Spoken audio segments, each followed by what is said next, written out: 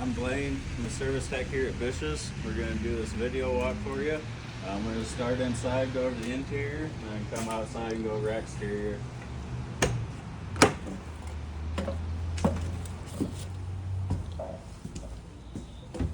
So I don't know if you guys seen this unit in person or not. Majority of your controls are going to be on the end cabinet of the kitchen here. Our panel here is going to do parameters for tanks and batteries. And then we got lights here as well. So that's our main ceiling lights, awning light, and then step and accent light. Water pump is going to be used if you go to like a state park. You'd have to fill your fresh tank up, turn the pump on to get from tank to fixtures. If you're on a city water connection, you don't need the water pump. Then awning extend retract is here as well, so you'd be able to hit extend, awning's going to roll out. Same thing retracting. Only rated for 15-mile-an-hour max wind, so don't leave it out if you're going to leave the camper. And then our slide out is same thing, extend retract here. You always want that fully extended or retracted. Just like today, it is kind of raining out, so if I left it in like this, it's going to start letting water in the unit. So you always want this all the way out or all the way in. That way it's actually sealing around the fascia on the slide out. And then dimmer switch here is going to be for the main ceiling lights. And then this controller is going to be for like our water heater and furnace. So this is going to be for furnace. You'd select it and then set your temperature. This went past it. This one here is going to be for the water. Same thing, we turn it on. You have an eco, hot, and then boost. Select whichever setting. And then this one here is going to select what we're running off of. So a mix is going to do gas and electric. You have a mix 1 and 2. You can see the single and then double lightning bolt up there. And then gas is just going to run it off of the LP gas side. And then go through, turn them back off.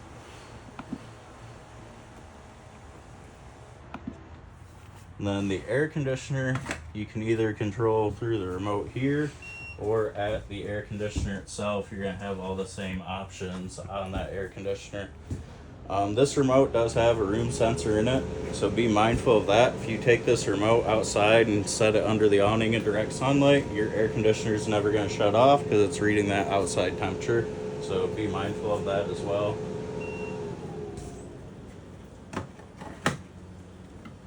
And that's everything in that area. Kitchenette is going to be pretty straightforward. Microwave is a one-time appliance as well as air conditioner, so you will have to be plugged in for that. And then down from there is going to run off of our 12 volt, so we have a light, and then down on that switch does light and fan. And then stovetop is just going to run off LP. So I don't have gas on right now, but you'd be able to select the burner, ignite it. There's enough in the line to actually get that to light.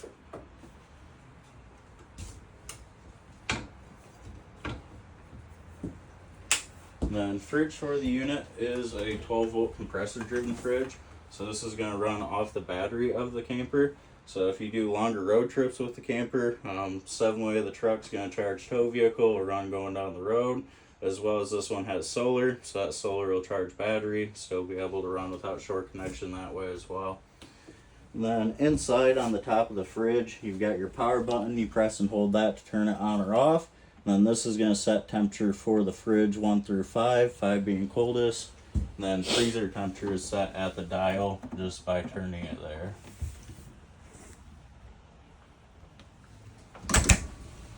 And under that is going to be converter panel. So this is where all the power comes in and out of for the camper. Our left hand side here is all of our 110 operations. So that's going to be like our receps, our air conditioner, microwave, stuff like that.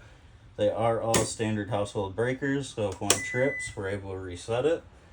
And then right hand side of the box is all of our 12 volt appliances, so water pump, furnace, lights, slide out, stuff like that. This is your 110 labeling. That is going to be your 12 volt labeling. One thing with these, most other campers or like your household has a GFI located either by the kitchen sink or in the bathroom. The GFI for these is at the breaker itself. So that is going to be your GFI reset on that GFI breaker. There won't be an actual GFCI located in the bathroom or something. And then LPCO2 is right next to it. If the light ever goes red, device starts chirping, you're going to want to evacuate the camper at that point. And then back bunk area.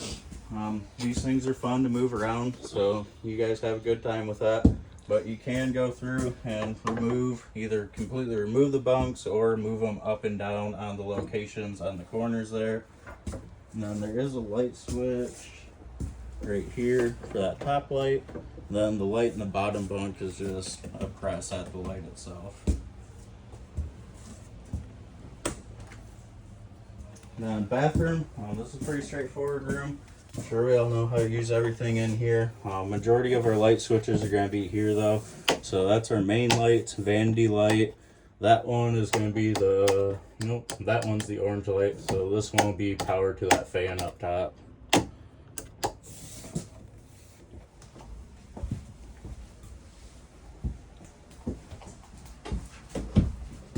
And then sofa, you do have the little tables here. They're just going to sit into the cup holder. Do not leave them that way for transport. They're not going to be in that table once you get stopped. Just like today, we kind of have them tucked into the side of the couch. You can put it in a storage compartment, something like that, but highly recommend not leaving it in the cup holder. And somewhere there's going to be a table for that'll attach to this sofa or that sofa. It's probably under this one. Oh, that's not storage under there.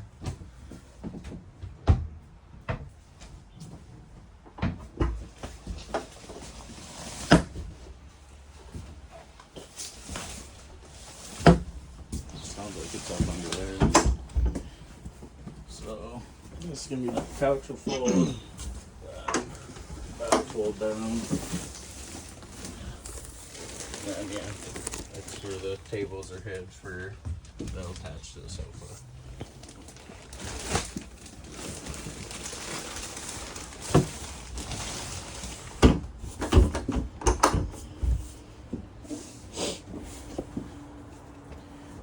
And then under here you have access panels. So on our right hand side is going to be for like our battery disconnects and where our batteries are located. And then the left hand side here is going to be that Truma system.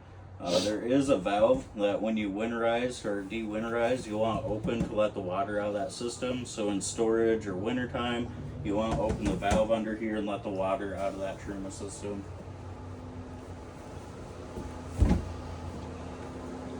As far as interior, I believe that covers most everything in here. We can step outside and go over exterior now. Fire alarm. So yeah, that is battery operated, 9-volt battery. We'll have to replace that from time to time. The LPCO2 is wired directly to the battery of the camper, so you'll be good with that. And then fire extinguisher there as well.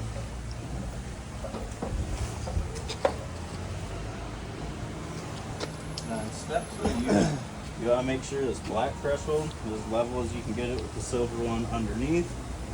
So how it is today, can't get a finger under there. If you start camping with them up, you can get a finger under there. This door is not going to close over the top of the case, and it can also damage that hinge while walking on it. So these just have a little lever on each side of the staircase. You'll be able to pull that up, and that's going to allow you to adjust your legs on it. And then for transport, you just fold into the unit, that latch pulls and releases, and that's what locks them in for transport.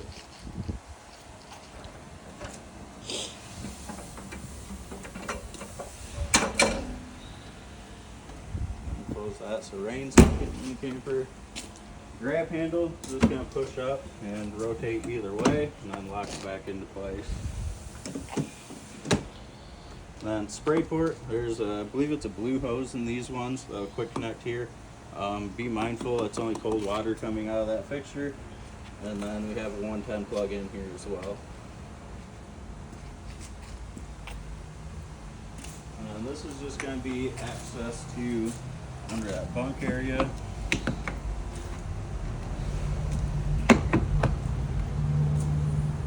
So you can either access it from inside and or here. And then the top part is going to be for the screen on that as well. Of course, that mattress isn't pushed in all the way, so it won't go down. Now you do have washer dryer prep. If, like I said, you can remove all these bunks out of here, and then you could do washer and dryer in this unit if you wanted.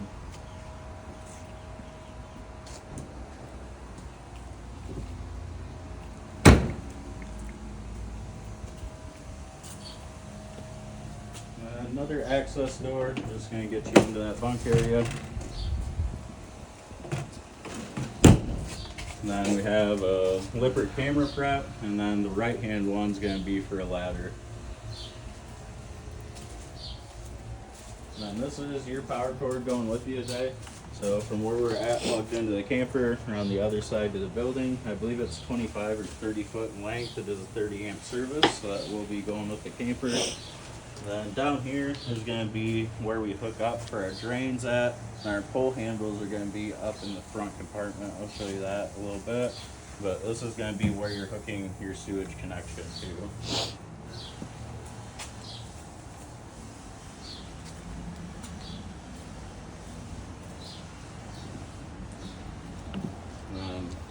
Those are going to be your actual pole handles for the tank. So gray tank and black tank.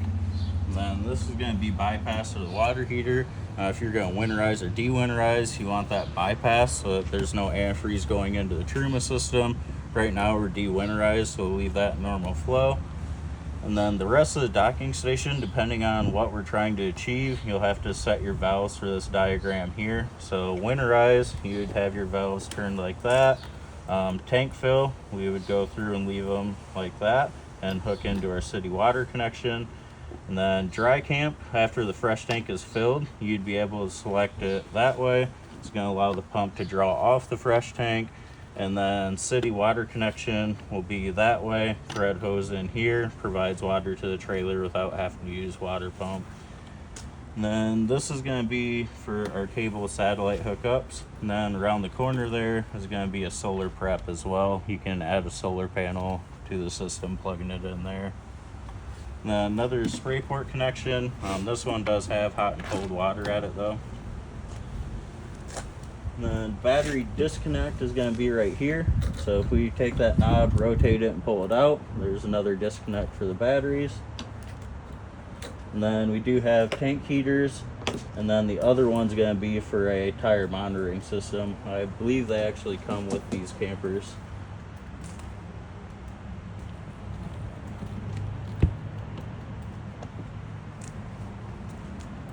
And this is extend retract for our front jack. I don't think anything, because this has the batteries inside, so there's not really anything in this compartment. On this side will be our LP cylinders, and then pressure regulator in the center there. Black valve is direction of flow, so selected there would be that tank. If we turn it over the other way, we'd be drawing on that tank. And LP gas does have to be off for transport, so just be mindful of that.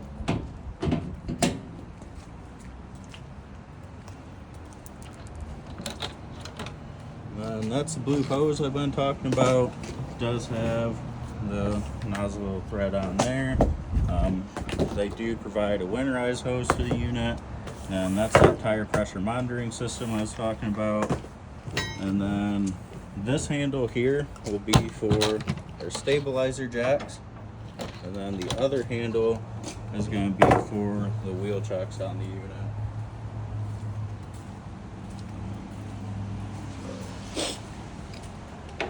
That pin pulls out right there.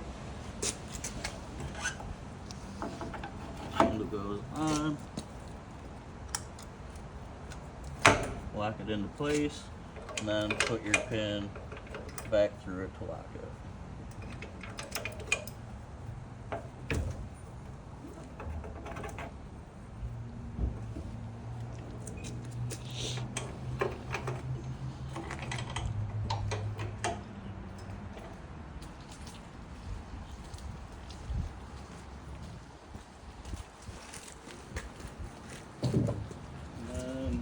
Besides, like up front here, we do have our 7-way plug. So this is going to plug into the truck. That is going to control all brake lights, turn signals, stuff like that. That pin in particular is a charge pin. So once plugged into the truck, it's going to charge the batteries, allowing fridge, stuff like that to run. You never want to be plugged into 30 amps and the truck at the same time with that. Double feed that service, amp out and damage wiring of the tow vehicle. And then this one here, so we flip it around the 7-way. That is going to be your breakaway cable, has to be hooked up to tow vehicle during transport. And then safety chains as well have to be hooked to tow vehicle during transport.